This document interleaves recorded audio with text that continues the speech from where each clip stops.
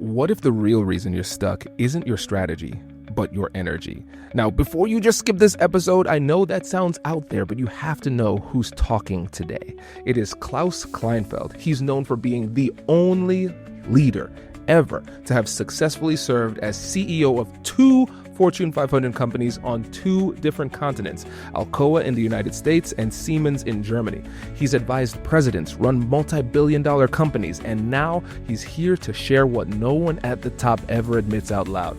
In this episode, Klaus reveals the brutal truth behind high-performance leadership, why energy matters more than tactics, and how reconnecting with purpose might be the only way out of burnout. So stick around, because by the end of this conversation, one of the most respected business minds in the world might just change the way you lead and how you live. Let's dive in. When you're thinking about the person who's listening to the show, if they were to embody and put into practice the things that they learned from you today, how does their life change? Well, Kwame, I wrote the book. I mean, if you would have asked me 2 years ago, Klaus, would you sit down and write a book? I would have probably said, no way. There's enough leadership books on the market. But then I realized that one thing is missing. And that's why my book is, I think, a very atypical book on leadership. And that's why I call it not just on business, but also on life, because what people are missing as a framework of how do you lead your life and the understanding of the concept of energy, which I fortunately learned late, but I learned it in my life. And I got to this for two things. One is I saw that I didn't only see burned out people in large companies in the age of 40, 50 or so.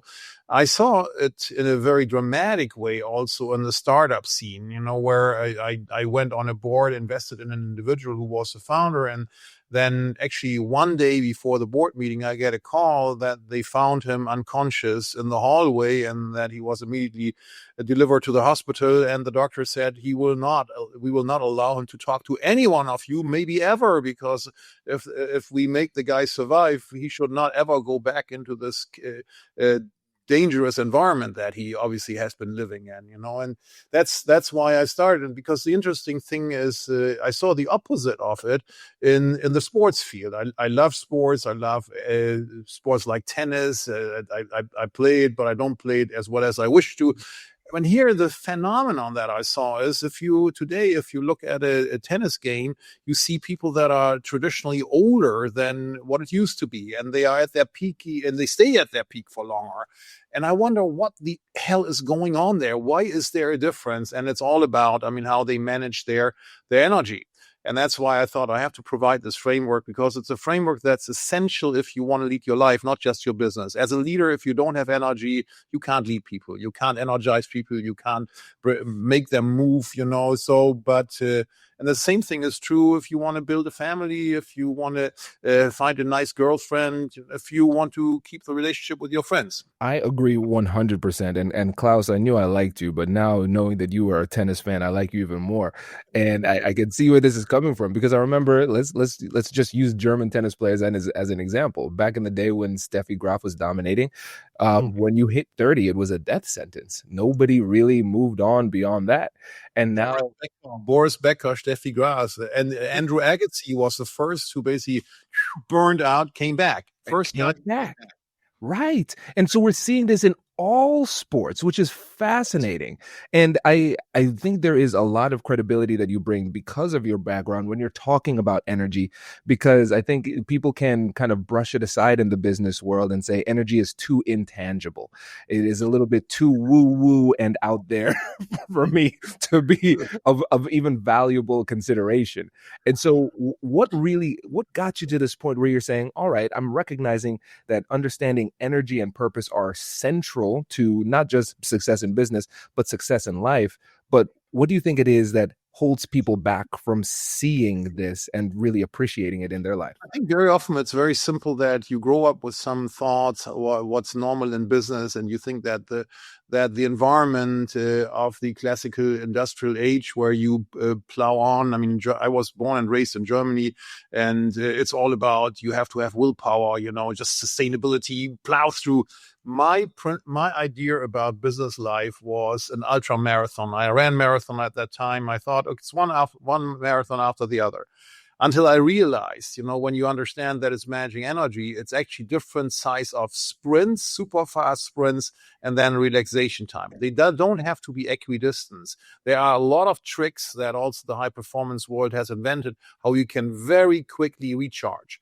And then the question came up, well, where does this it is a strange concept before when you don't understand it. But then when you start looking at it, you see it's so simple. Where does energy come from? It comes from body, mind, and soul, right? And the body, we understand. I mean, if we don't keep our body in decent shape, many understand you have to work out, you have to eat well, you have to probably sleep well. But many also don't even understand how sleep really works. They don't understand how important breath is, how you can basically trick your body with breathing techniques that they don't understand. But then you go into the mind aspect. Mind aspect I separate into emotional and mental, right? And on the emotional side, it's common that I hear people complaining about certain individuals who drain their energy, certain situations that drain their energy. And I tell them that they have to understand the emotion is you are in control of your own emotion. When you have an emotion, and I don't have to tell, I know that you believe in that too, so but when you have an emotion, and certainly in negotiations, I've had that many times, that the opponent has studied you and tries to get you into a certain emotional state to reduce your capabilities of kind of rational judgment or rational response. The same thing, by the way, in tennis and other plays, So here the emotion is you are in control of the emotion. There's this wonderful story of Buddha, coming to a village, and a very mad farmer talks to him and yells at him, curses him. And then at a certain point in time, he stops and he says to Buddha, "Now, what do you say?" And Buddha sits there, doesn't really move, and he says, "Let me ask you a question. There is a man who has a present and wants to give the present to another person, but the other person refuses to take the present. Who then owns the present?" And it's clear who owns the present, the one who wanted to give it away.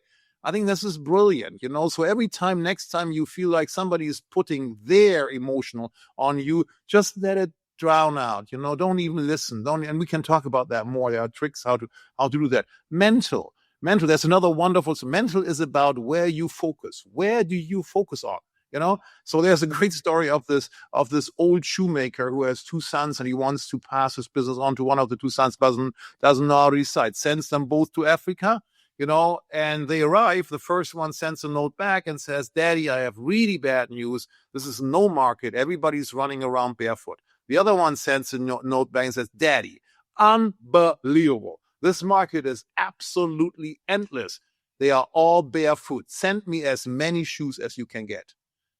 How many times in life have we seen that? How many times have we seen this different perspectives where people see challenge, you see opportunity? And lastly, and which was a chapter that I struggled with whether I put this in the book, which already tells you something, it's a spiritual energy, because very often when you talk about spiritual energy, people only talk about, your get clear about your own values and where you go. But I also have a chapter in there on spirituality when you think about God, and I put it on purpose in there because it is my book and it's my experience, and that has done me very, very well.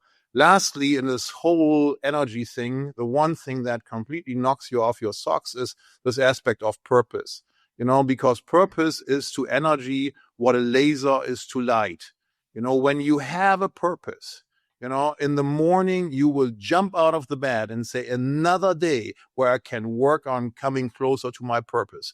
So that's why purpose has been this difficult concept, clearly difficult concept, but one of the most prevalent concepts as long as mankind have existed. So I probably gave you way too much already. Oh, there's so much to explore here. I want to pull the thread on the ability in a negotiation, how if you are talking to Sure. somebody who, if you're in a high stakes negotiation and somebody is trying to get you off your game, a lot of times they will Yeah. play these head games in order to reduce your capabilities. And that's true Exactly. because they recognize that if they put you in a problematic emotional state, an unproductive emotional state, it affects the Exactly. clarity of thought, and then you don't perform well. We see the same thing happening in sports where people might use gamesmanship or trash talk. It's not the gamesmanship or trash talk. They're not doing it for that purpose. They're doing it for the purpose of throwing you off your game. And one of the things that I've recognized just in life in general is that sometimes the enemy is within, because it's our own inability to manage our own emotions that puts us or allows us to stay in a negative emotional state and then make bad decisions. And so, based on all of the work that you've done, whether it's at the Fortune 500 level, advising other large companies or startups, or advising presidents, when it comes to emotion management for the people at the top of their game, how do they manage their emotions in order to make sure that they're making the right decisions? Well, it starts with recognizing that the emotions are within you and you can control them. That starts with that, because many people think the emotion is an automatic that always comes up. It doesn't. You can control it, but you have to learn how to do it, and you learn by basically a couple of tricks. One is you say to yourself, instead of going through the motions here and following the logic of somebody talking to you, basically dismissing that or not even listening to certain things, or saying whatever, this is the opinion of somebody else. It's like what Buddha was saying. If you don't accept the gift, then the gift stays with the other side. So just basically, I call it, I open both of my ears, it goes in there, it comes out there. And there's nothing left. And if I know it's just there to provoke me, then that works. There's another trick that comes through breathing. When you want to really control your physique, to start controlling your breath is a very, very potent way to do it. And even during high stakes negotiations, you can relatively nicely do it without the other side realizing that, by starting to focus on your breath. So simply saying, hey, like, I sit here straight now, I said I concentrate on breathing in and breathing out. As I speak, I can't do it, so but when you listen, you can do it, so you concentrate, like the breath going in like a wave. It brings your lung up first, then goes through the lung, goes into your belly, brings the belly up, and then it goes out again. And you do that, and that already makes your mind become very calm. If you have a sensor like this, then you will actually see that your heart rate goes down. You can actually, it works very, very fast. Your heart rate goes down, you become more quiet. And you can go further than with that, like what many of these high performance teams like the Navy SEALs are doing to get ready for action. They do a thing called box breathing, where you take 4 breaths, then hold by 4 counts, then exhale in 4 counts. Again, hold after this for 4 counts, and start again, and do this a couple of minutes, 1 hour, 5 minutes or so is perfectly enough. You can even do that in negotiations. So those are simple tricks used many, many times and really works very well.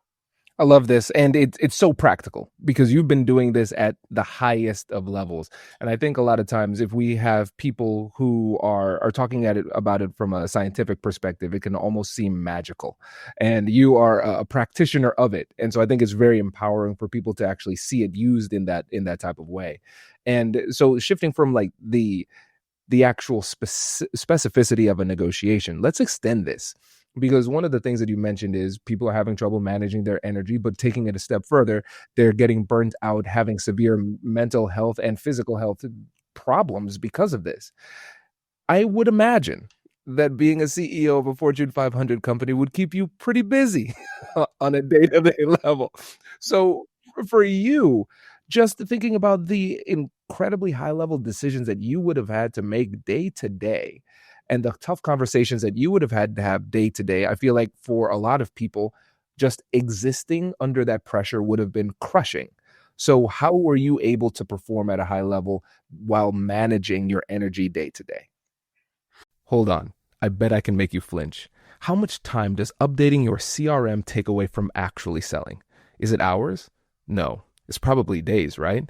That's what I thought. Folk, the CRM is flipping the script. They've built a brand new type of CRM that is simple, integrated, and proactive to use, especially if you're focused on high touch, high ticket deals. With Folk, you can sync your email to your CRM and integrate with all of your favorite socials. Capture leads and track interactions on LinkedIn and WhatsApp without even leaving the page. Folk finds contact details in one click and uses AI to help you identify the best leads to follow up with. No need for additional tools. Picture it, a CRM that does all of the busy work for you so you can focus on growing your business. Recently named one of the fastest growing companies by the Financial Times Sifted, Folk is the tool of choice for over 3,500 teams all around the world. And Negotiate Anything listeners can get an exclusive 30% off your first 3 months with the discount code NEGOTIATE. That is NEGOTIATE. If your business is focused on building real relationships and closing deals, you should try it for yourself today on folk.app. Discount code NEGOTIATE. Kwame, what's the TLDR? Let me tell you. What is Folk? It's a CRM and extension that helps businesses build real relationships and close deals. Why is Folk better? It is simple, integrated, and proactive to use. And what is their value proposition? The Folk CRM does the busy work for you so you can focus on growing your business. And what is their tagline? It's like the sales assistant your team never had. And now, back to the show. Fortunately, I was made aware of this energy concept early enough in my life that I followed the principles. So, I mean, I built a routine that some of the things that I religiously followed and some of the principles that my office knew, like, for instance, that they always have to block time in the morning that I can work out. I don't mind getting up early in the morning, but at least I have to have 45 minutes to an hour that I can work out. That gets me well into the day. And then the other thing is, I mean, what do you eat? I'm a big fan of intermittent fasting. Just works for me. I've never been a fan of breakfast that much. So my first meal is typically lunch. And I'm very hungry then, I have to admit. And I also don't want to take my last meal much later than, let's say, 8, 9 or so. Ideally earlier. Ideally by 8, I would like to be done with that. And interestingly, at least here in the US, that's very doable. There are places like Spain where they only start eating dinner at around 10 o'clock at night. That becomes a little tough. So, but then you control yourself, and instead of eating a big steak or lamb, you eat a light one, like some fish or so. So, and then when it comes to sleep, I've been sleeping with a sleep mask for, I don't know what, 15 years or so. I realized very early in my life, funny enough, before I even understood the energy concept, I once had a 1.5-year project in Stockholm and lived through the summer there, and I couldn't believe that. Early morning, 3 o'clock, the sun was out, and I was like jumping up and down because the curtains in my hotel room didn't close properly, right? And then I remember a very critical presentation once was right before Christmas, end of the year. It was so dark, I couldn't even keep my eyes open because it was so dark, and I realized sunlight, blue light is so important, so important. And light is a huge trigger because it influences the whole hormonal thing. So these are a couple of things, and there are millions of those. I love these things like micro habits. And the more you can habitualize, the better off you are, because you don't have to think about it anymore. It becomes normal, just the way you are. Yeah, let's go deeper into this, because when you think about the successful people in the world, whatever it is that they happen to be doing, they have great routines, great habits. And I think we hear that. A lot of people hear that, but it's almost hard to believe that you can get your day to be so routine. So could you give an example of what that would look like? Some of those keystone habits that you were able to institute in your life that led to lasting change? But by the way, the day for me is very different. Every day is very different. However, you build in some elements that are routine. I already said workout early in the morning, no matter which time zone I'm in, right? Workout early in the morning, sleep in darkness and cold, right? And eat your dinner, the last meal, not too late in the day. And then I don't eat then before 14 to 16 hours after that. And obviously alcohol, now everybody believes it's a neurotoxin. I guess we have to believe that. So that much to my undelight. But that obviously plays a role if you want to screw your body up. At the same time, sometimes you also need to enjoy life. So those are a few things. Then being out a lot is ideal, so just if you have sunlight. When I arrive somewhere, I try to immediately go out and get a little bit of fresh air into my body. I adjust my watch when I'm on the plane. The moment the plane lifts off, I switch my watch over to the time zone where I'm flying, and I try to start living in this time zone then when I'm on the plane. I'm talking about 10, 13-hour flights, So all these are the little things that help, and the routines make it particularly important when your days are so different every time. That's powerful. That is powerful. And it's helpful for me too, because running a company, it's a smaller company, but running a company and having a family, that's the thing that always throws me off. And everything changes. So I'm an early riser too. I don't understand how people lift after 11 a.m. in the morning. That seems, like it's just against my religion, I think, at this point. But that's my thing. I just like you, I work out in the morning, but finding those little moments of similarity and routine, they are incredibly helpful for just high performance and mental health, honestly. And should also, it's nice that you bring up the family part, because I do believe that is extremely important. For some people, it might not be family, but it's something else that is not necessarily business. By the way, I don't believe into this dichotomy. Oh, here's my business life and here's my personal life. That's crap. If you don't like your business life, I live by the principle, love it, change it, or leave it. At the same time, talk about family for a while. And if you had my children here, yesterday was Father's Day. It was wonderful, actually. But why even though I was very little at home, I was literally gone for years from Monday to Thursday evening, Friday, I was not there. But when I was there on the weekend, I always had some special time. I call it special moments with the family, where cell phone away, calls, unless something happened where people would get hurt, or right then I would take the call. But other than that, forget it. It has time. I can do it later.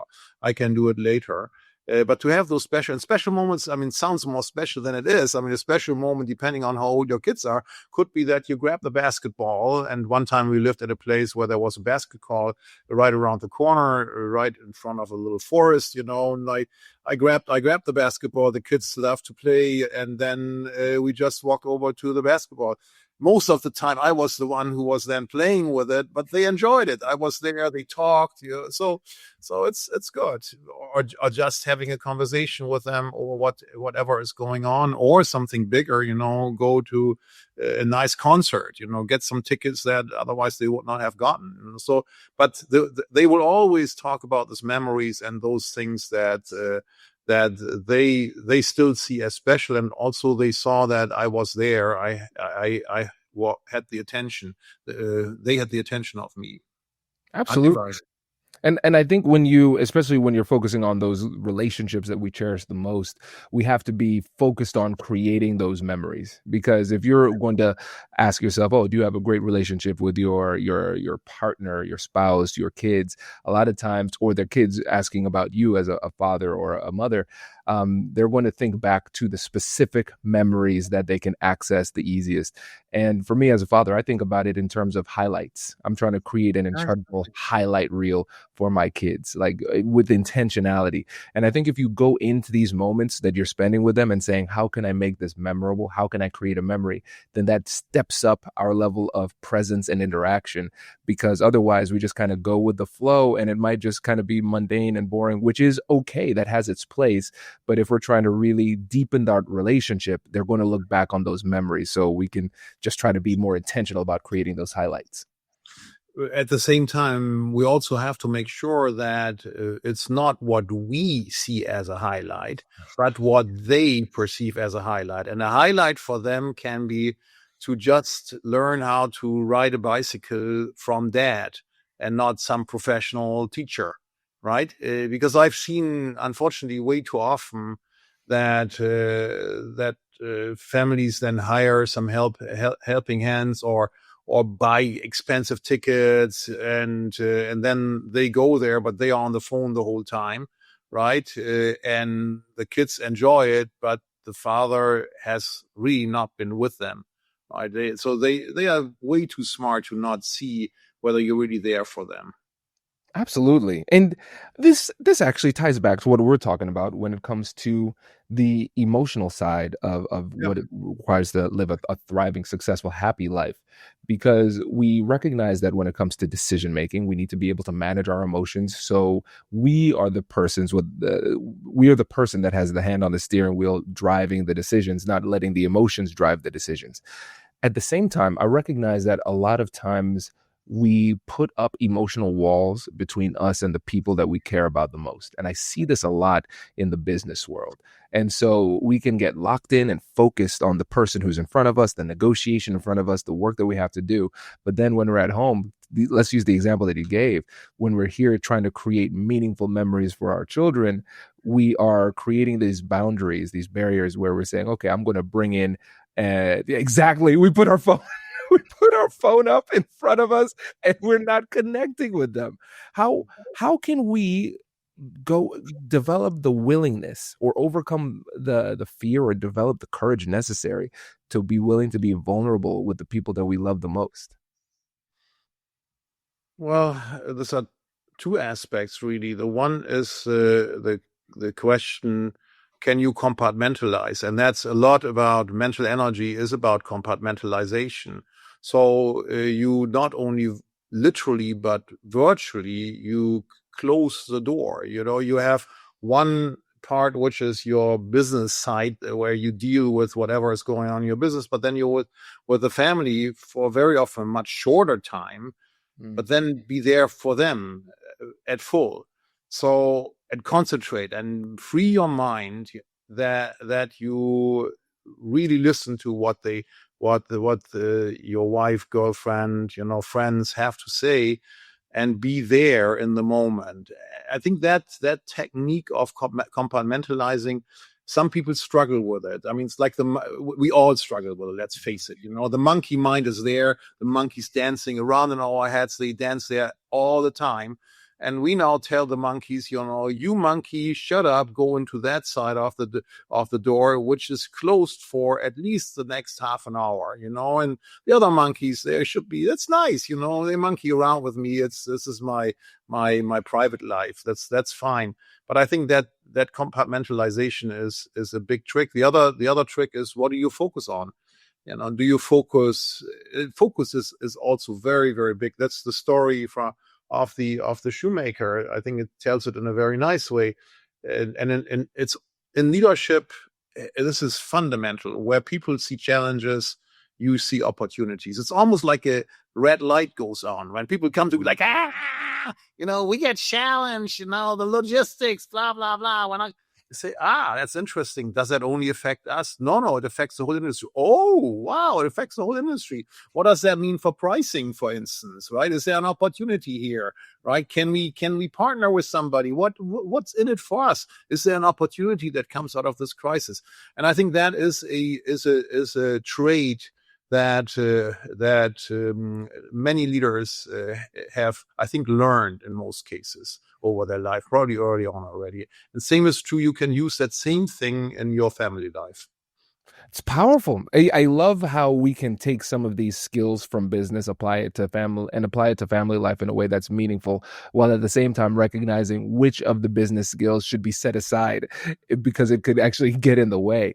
And I love the idea of compartmentalizing because I recognize that when I'm with my boys, I have a 4-year-old and a 9-year-old now. And the smaller I make my world when I'm with them, the better, because when I'm thinking about business, I'm thinking about politics, I'm thinking about news and all of the strategies that I want to implement. Whenever I'm thinking about those things, I am not thinking about being present with my kids. And that's one of the things that people really lack an understanding of when it comes to the idea of focus, because focus isn't just about what we pay attention to, it's also about what we strategically ignore and at what time we do it. So I love the idea of compartmentalizing and giving ourselves permission to, again, strategically ignore some of the things that might be haunting us throughout the day in order to be more present with the people that we love day to day.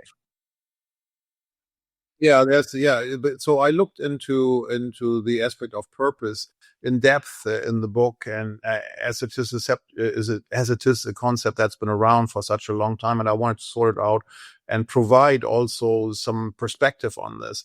And I have a chapter in there, which is what can we learn from the dying. It's a bit more beat at the same time.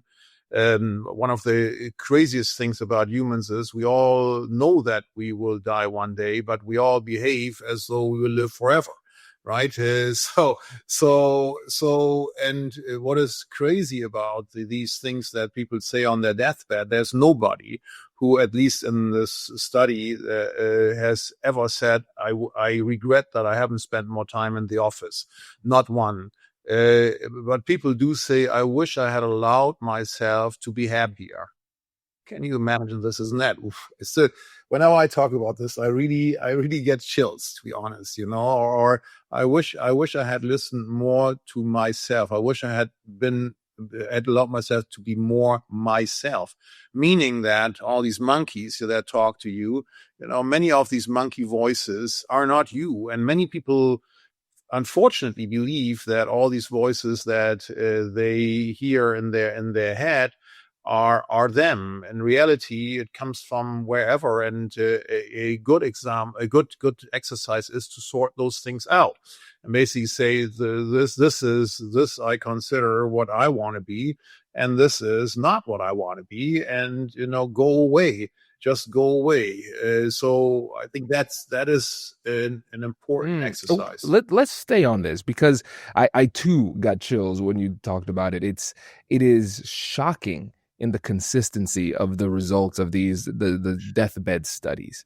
And for me, when I live my life, every day there's something that we could be afraid of, but for me, I want to shift it from the fear of failure or whatever that fear might be to the fear of regret, because I don't want to be that person on the deathbed saying, I wish I would have done that thing.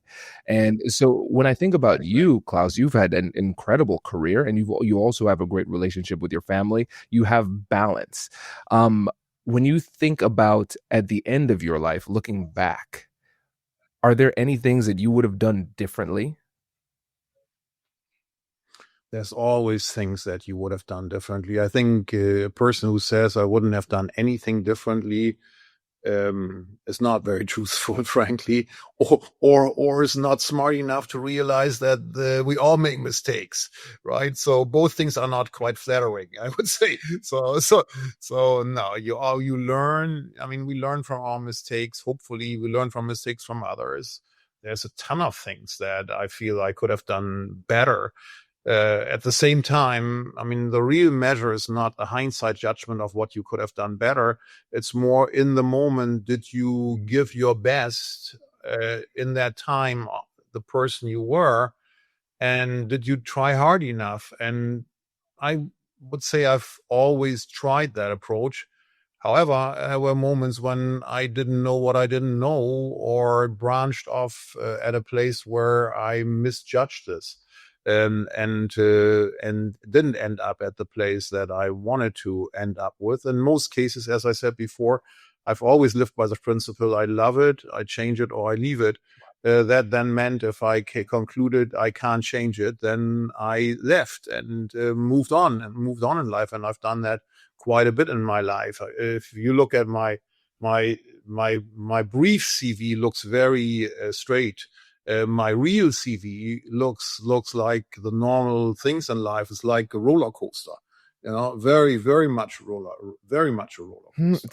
This is fascinating, and I appreciate the vulnerability in your response too, because you're right. Everybody's human. To err is human, as they say. So we will have those mistakes, and it comes down to how you performed in the moment with the tools, knowledge, and intelligence that you had. And sometimes we find ourselves in a position where no matter how well we performed based on our capacity and understanding, there was nothing we could do to overcome the challenge that we faced. And for you in the business world too, we have to work within markets. We have to work within cultural shifts, tariffs, whatever the challenges might be. A lot of it is outside of our control. And so how do you manage to maintain high and healthy self-esteem while at the same time performing to your best of your ability and recognizing that you may still fall short? Well, there's this old saying, Lord, make me understand that I will have the courage to make changes and accept those things that I can't change, and the wisdom to distinguish between both of them. And that will always be true. And a part of it is, first of all, I also believe that it's not just all that you need to do by yourself. I'm a big believer that you should have a large network of people who you can tap into, and whether you call them formally mentors or whether you just use them as mentors. Some even, I've had a lot of people who I learned in a positive and a negative way, what I wanted to be and what I didn't want to be, or how I wanted to conduct myself and how I didn't want to conduct myself. This is one of the things that give me energy, frankly, because I learn every day. I really, that's what really gives me energy. But I wanted to also talk about this concept of fear, if you wanted to go back on that, because you mentioned this in passing. And I think this is a very, very, very important concept. Many people are held back from moving or changing because they are afraid that they know the current state. They don't know exactly what the future state will be. And then in their mind, they say there are all these many outcomes that could make life much, much worse for me. And that's holding them back to changing anything. And I have a great definition of fear, and fear it's an acronym in reality. We think it's a word, it's an acronym. And it stands for false expectation appearing real. False expectation appearing real. Because what I think almost all of us have experienced, we have these moments where we came to the conclusion we're still going to go in this go into this dark part, which we don't know how exactly the future is going to look like, assuming that it could be very gloomy. And sometimes we are pushed into it. And then we realize, turned out quite well. And maybe years later we say, how lucky have we been? My God, the best thing that ever happened to me, right? I got pushed into this. I went through it. I came out much stronger, and I learned so much through this process. So that's why I think whenever people have this fear, I would say just have a switch going on saying fear. Fear.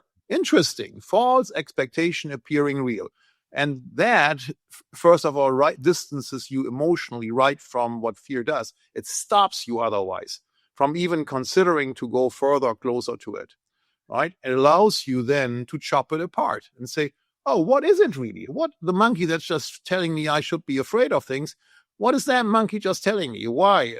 Let's just separate this, write it on a piece of paper. How likely is this? How can I mitigate this? What would happen if this would happen? Is there a plan B? Could I do this? Or is it all going to happen and I'm going to come out definitely very, very badly. And there are scenarios like that, if you, whatever, I don't even want to talk about. But in most cases, so you fear the fire, obviously, but in most cases, you realize, you know what, that might be not that bad. Maybe the outcomes are better than the options of the outcomes are better than what I thought it is. And maybe I should at least, evaluate it more. Yes, and Klaus, I'm noticing something, and tell me what you think about this, because I think it might be 2 or 3 times I've heard you say this. So something bad might appear, or appearing bad at the beginning. So you have that feeling of fear, and the response that you had was, interesting. And it seems like curiosity is a foil that you use a lot of times to elevate your thinking and overcome these emotional challenges. Can you go deeper into that? Well, yes, and I see humor as an uplifting way to cope with the craziness of human life, and you should not take everything too seriously. Otherwise, you might get immediately depressed. If you attach some humor to it, that's good. To attach humor to it, you have to remove yourself from the situation. You have to become like somebody who's an observer. And the very fact when my mind says interesting, I have become an observer. If you're in it, you would never say interesting. You would say painful. Wow, I gotta get out of here. Run, run, run, run, run. But if you can say interesting, you are an observer and you say, oh, 2 cars just crashed. Oh, that looks bad. Interesting. I love this. This is great because our framework for difficult conversations, but internal difficult conversations and external conversations is compassionate curiosity. So acknowledge and validate emotions, get curious with compassion, and then joint problem solving. So it's cool because essentially that's what you've been doing internally there too. So you're saying, okay, what am I feeling? I'm feeling fear. That's interesting. Well, what am I afraid of? I'm going to actually go through that and then figure out what to do. So it's cool to see that it, like the framework in general, being utilized at this level. And then it's the description that you gave is so powerful. Learning how to get a new perspective by becoming the observer, but first removing ourselves from the situation. And there's an old school humor equation, and they say it's pain plus distance equals humor. Like if I get hurt right now, it's not funny. But it's not funny at all. But now we put some time into the future. It's like, okay, now I can look back and find some humor into it. So I think it is both a tool and a signal. Because if you can find humor in the moment, that means that you have given yourself distance. That's a signal. But it's also a tool because it's like using a defense mechanism with intentionality without it tipping into an unhealthy coping mechanism that actually does damage. True. No, true. By the way, one thing I saw that you also touched upon earlier was this aspect of how do you deal with other individuals, and this aspect of respect, which I feel, to be honest, I mean, I feel that we can't even talk about it enough these days, right? Because I always say, I have had to let go people, many people, and I tried at least, even though I knew it was a very difficult communication with them. I always did it myself. And I tried to start with emphasizing the human element of the relationship and making sure that there is a human who I very much enjoy in many ways. And then there is a certain performance that is needed in a certain job, in a certain role. And the performance does not fit. The performance of the individual does not fit the requirements in that role. And therefore, I cannot allow that situation to continue. But it has absolutely nothing to do with my liking of the person as a human. And I think that this aspect of how do we deal even with difficult things in a respectful way is extremely important in your direct life, particularly when you're a leader, because you are a role model.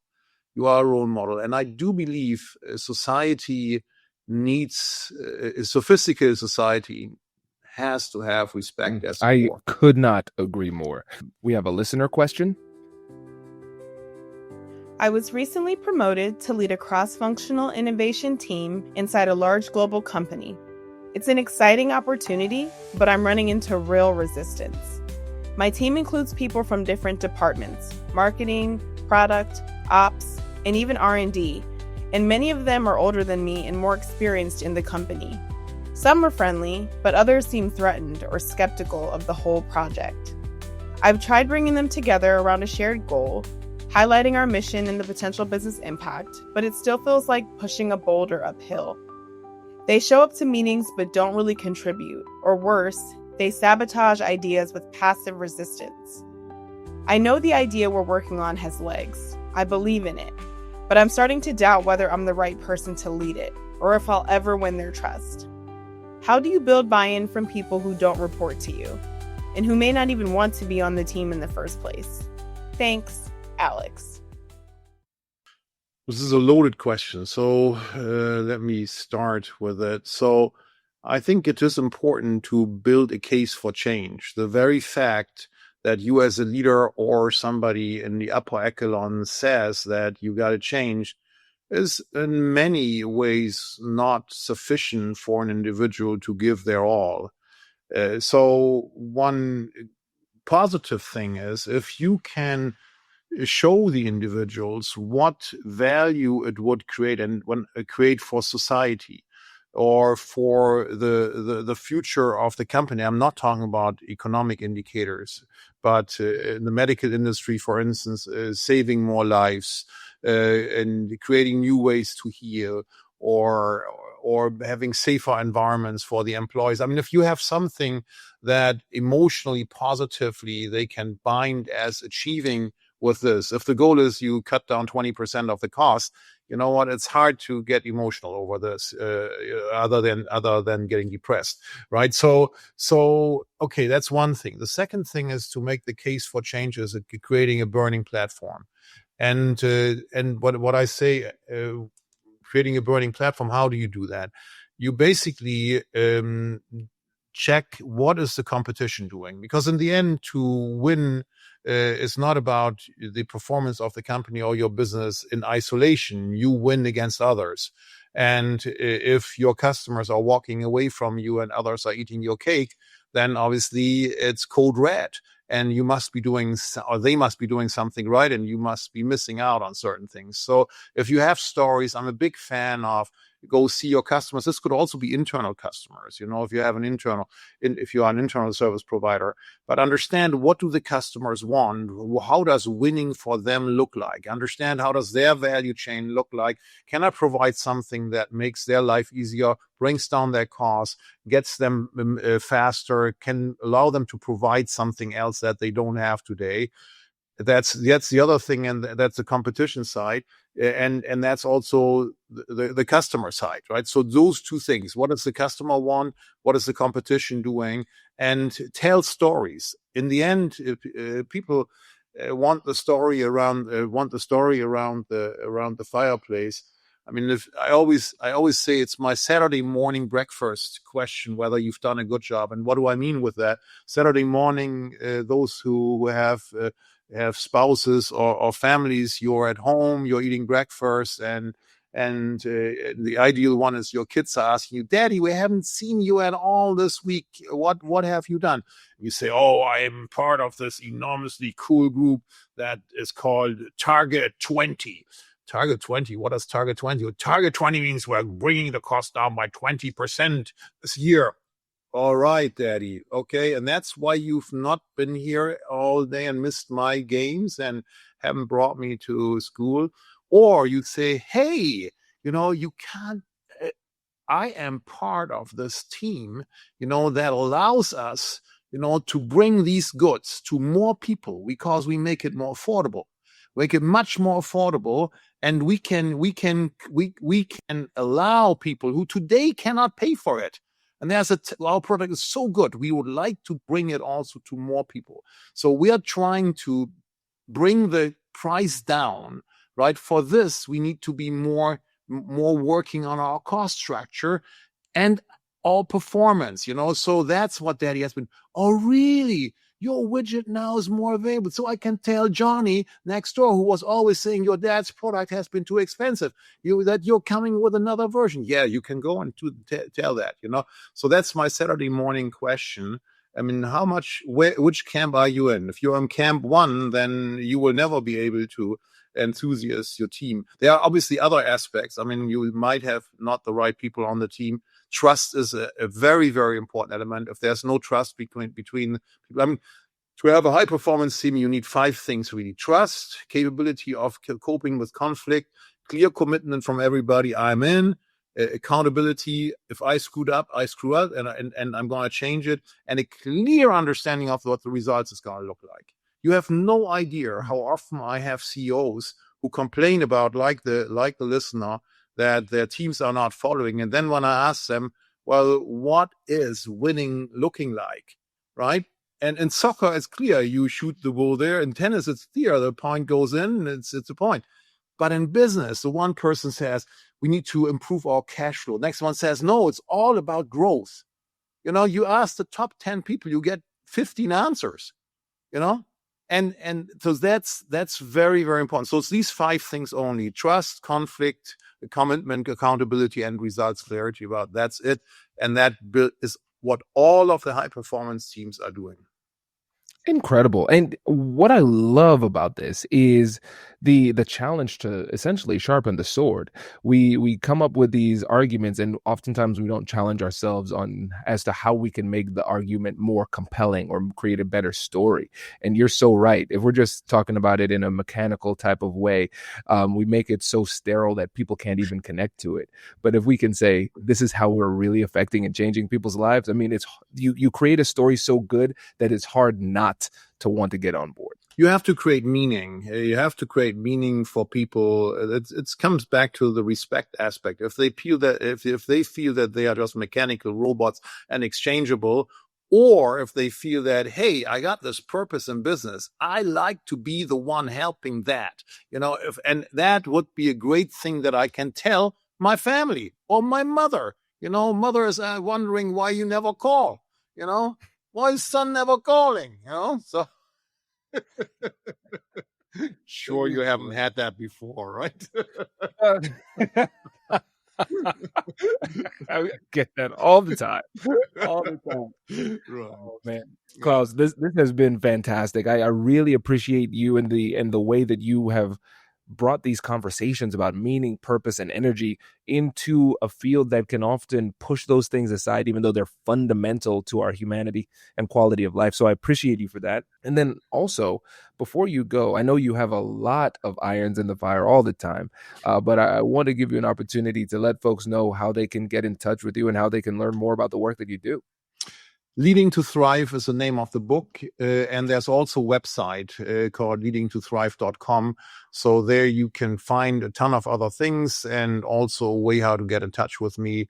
And happy to continue the conversation. On social media, I am basically active on LinkedIn, but not on other platforms. That's because I can only do so many things in my life. And this is meant, I don't.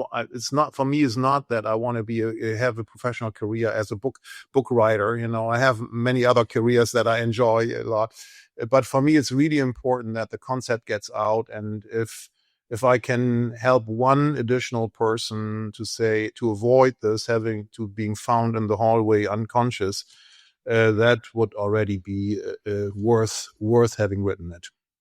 Amazing. Klaus, thank you so much for joining us. Really appreciate it. Pleasure. Amazing. Good deal. Okay. And then Simone has one more question. As I understand, energy is contagious. So we can spread our energy and infect someone else with our energy. But I think that there are people that it's just impossible. Like, it's very difficult to spread our energy with certain kind of people. So how do we know in advance what people can we infect and what people is just, but as you say, change it or just leave it? How do we know? There's almost no way you can tell. I mean, you can slowly crank it up. You also have to keep in mind that some people feel overburdened, overpowered when you come with too much energy. So I think you have to be careful in how you crank it up. But a lot is about your emotional intelligence, sensing the other side, which is not just true for energy, it's true for everything. At the same time, I think, Simon, on the first recognition that you said, that you realize that basically all leaders have that, I agree with you, because my definition of leadership is about making other people do what you want them to do at the time you want them to do it. And so a large element of this is the energy that you have, because it's needed to energize them because leadership is about an action. And very often, yes, it starts with a belief before the action, but in the end, leadership is about the action. If you as a leader are not capable on getting execution, you are a failed leader, right? So you have to energize them. You have to make them do what you want them to do. And that's the value-free definition of leadership. Unfortunately, there's good leaders or great leaders who have led to the wrong course, and there are great leaders who have followed the right course. But the principle has still been the same, Simon. They need energy, absolutely. But then the question of how you operate is more a question of the other side. So you feel it out. So it's your emotional intelligence that feels it out. Very often you just have to break in people. The very fact that people are not responding does not mean that they are not open, that they are ignoring you or opposing you. So very often it is that they have an inferiority complex and they don't want to show it, right? So in this case, I think Kwame said that before, you can probably not just be humble, but start with sharing a story where you screwed up, where they suddenly feel like, oh my God, it's not just me who screws up all the time. But this gentleman next to me is actually making fun of himself or herself. And that allows me probably to open up and then say, oh, really? Wow. Yeah, I didn't dare to bring this up, but something similar like that just happened to me. And I wanted to speak about it. I've seen that really, really often. But you have to start. You have to start figuring it out. I don't know whether that's helpful. If you've made it to the end of this episode, you're now part of our negotiation community. Every conversation, every deal, every tough negotiation shapes the world that we live in. And the more we grow together, the stronger our community becomes. If this episode gave you something valuable, don't let it stop with you. Share it with someone who needs it. A friend, a coworker, or anyone looking to take more control of their conversations, their careers, and their lives. Every time we bring somebody new into this space, we make negotiation a tool for real change. And if someone shared this with you, take a second to acknowledge that. They see you as part of this journey and as someone who belongs in this community. Let them know you appreciate it. This is how we build something meaningful. We do it by looking out for each other. So if you haven't already, join us, subscribe, stay connected, and help us to grow this movement, because when we become better negotiators, we create better outcomes for ourselves and for others. Hit subscribe and share this with someone, and let's keep building together. I'll catch you in the next one.